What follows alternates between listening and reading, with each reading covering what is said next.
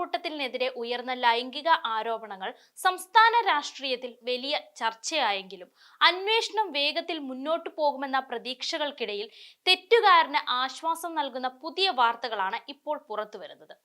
കേസിലെ മുഖ്യ സാക്ഷികളും ഇരകളും കേസിനോടുള്ള താൽപര്യം പ്രകടിപ്പിക്കാതായതോടെ ക്രൈംബ്രാഞ്ചിന്റെ അന്വേഷണം വഴിമുട്ടുമെന്ന സൂചനകൾ പുറത്തുവരുന്നു.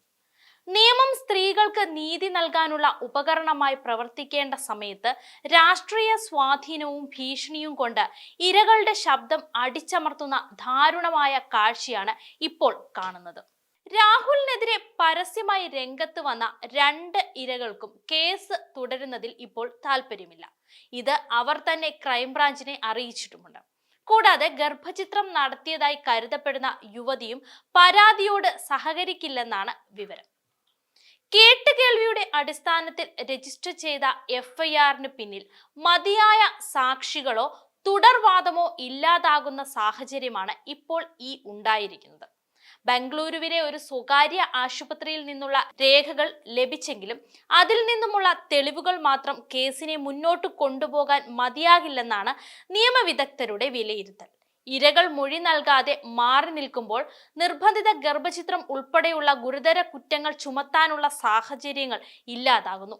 അതായത് ഈ കേസ് കോടതിയിലെത്തിയാൽ തെളിവുകളുടെ അഭാവത്തിൽ കേസ് തള്ളിപ്പോകുമെന്ന അവസ്ഥ. കൂടാതെ അന്വേഷണ സംഘത്തിന് മറ്റൊരു വിവരം കൂടി ലഭിച്ചതായാണ് വിവരം. ഇരകളെ ഭീഷണിപ്പെടുത്തിയും സ്വാധീനിച്ചും കേസ് പിൻവലിക്കാനുള്ള ശ്രമങ്ങൾ നടന്നതായുള്ള സൂചനകൾ അന്വേഷണ സംഘത്തിന് ലഭിച്ചിട്ടുണ്ട്. സാമൂഹ്യ മാധ്യമങ്ങളിലൂടെ പിന്തുടർന്ന് മാനസിക സമ്മർദ്ദം സൃഷ്ടിച്ചതായും ഫോൺ വഴി ഭീഷണിപ്പെടുത്തിയതായുമുള്ള ആരോപണങ്ങൾ കേസ് രേഖകളിൽ ഉൾപ്പെട്ടിട്ടുമുണ്ട്. എന്നാൽ ഇതിന് പിന്തുണ നൽകുന്ന വ്യക്തമായ മൊഴികൾ ലഭിക്കാത്തത് അന്വേഷണത്തിന് കടുത്ത വെല്ലുവിളിയാണ്. ഇത്തരത്തിലുള്ള പ്രതിസന്ധികൾക്കിടയിലും പാലക്കാട് DCC രാഹുലിന് സംരക്ഷണം ഒരുക്കാനുള്ള നീക്കത്തിലാണ്.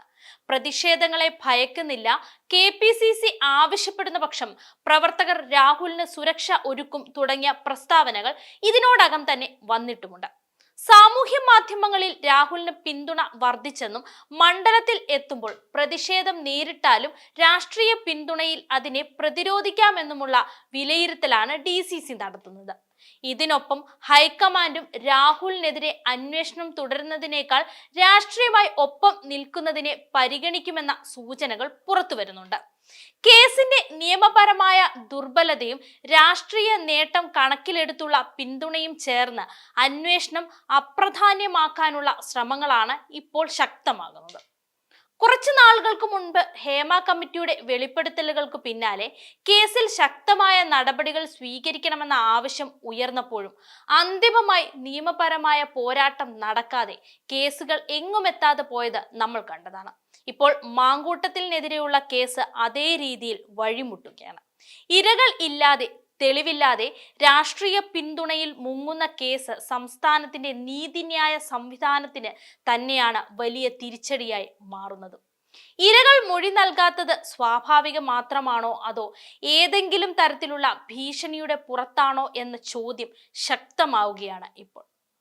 നീതിക്കായി പൊരുതേണ്ട സ്ത്രീകൾക്ക് പിന്തുണ നൽകേണ്ടത് സംസ്ഥാനവും സമൂഹവും തന്നെയാണ്. എന്നാൽ കേസിനെ രാഷ്ട്രീയ കുതന്ത്രത്തിലേക്ക് തള്ളുന്ന ശ്രമങ്ങൾ കാണാതെ പോയാൽ ജനാധിപത്യത്തെ തന്നെ ചോദ്യം ചെയ്യേണ്ട അവസ്ഥയിലേക്ക് നമ്മൾ എത്തും. സ്ത്രീകളുടെ സുരക്ഷയും അഭിമാനവും കാക്കേണ്ട നിയമ സംവിധാനങ്ങൾ ശക്തരായ രാഷ്ട്രീയ നേതാക്കളുടെ കയ്യിലെ ഉപകരണമായി മാറുമ്പോൾ അത് നോക്കി നിൽക്കാൻ മാത്രമേ പലർക്കും കഴിയുന്നുള്ളൂ. കേസിൽ നിന്ന് രക്ഷപ്പെടാൻ രാഷ്ട്രീയ ശക്തികൾ മുന്നോട്ട് വരുമ്പോൾ സ്ത്രീകൾക്ക് നീതി ഉറപ്പാക്കേണ്ട ജനാധിപത്യത്തിന്റെ മുഖം മങ്ങിപ്പോവുകയാണ്.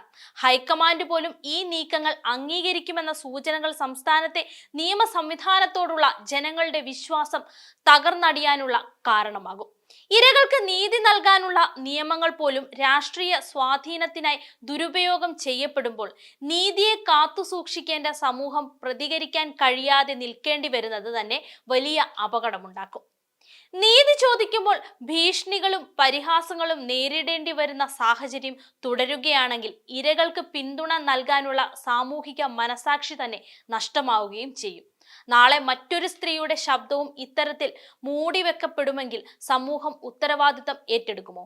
രാഷ്ട്രീയം നീതിയെ തകർത്തുവെന്നറിയുമ്പോൾ ജനങ്ങൾ കോൺഗ്രസ് പാർട്ടിക്കെതിരെ ഉറപ്പായും തിരിയും. അത് വരാൻ പോകുന്ന തിരഞ്ഞെടുപ്പുകളിൽ കോൺഗ്രസിന്റെ തകർച്ചയ്ക്ക് കാരണമാവുകയും ചെയ്യും.